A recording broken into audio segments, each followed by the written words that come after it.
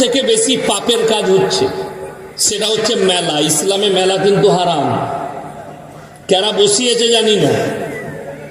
আর আমাকে দাওয়াত দিয়েছেন বলে এটা নয় যে আমি কমিটির লোকের কথা বলবো, তোমার মতো করে আমি কথা বলবো না। আল্লাহ আমাকে যেটা বলাবেন আমি সেটা বলবো।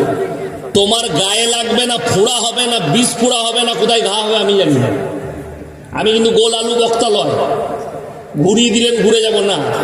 আমি কিন্তু লম্বা আলু, আটকি যাব। আমি আমার জায়গায় স্ট্যান্ড থাকবো। ইসলামে মেলা এই জন্য হারাম, নারী পুরুষ এক কাছে হলে তৃতীয় ব্যক্তি যে এন্ট্রি দেয় তার নাম হচ্ছে শয়তান।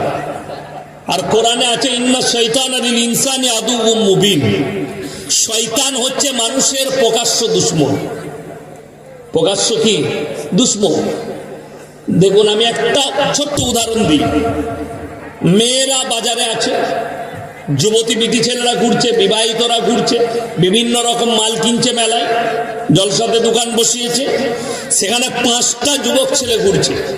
শয়তান এদিকে বললে এই ভিড়ের মধ্যে তুই যা পারবি করে দে। হয় কেউ হাত মেরে দিলে, চিমটি কেটে দিলে, চুলটা ধরে টেনে দিলে।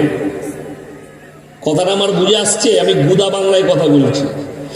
এতে হয় দ্বন্দ্ব হবে, তা না হয় মেয়েটা যদি হাসে, হাসি তো ফাঁসি।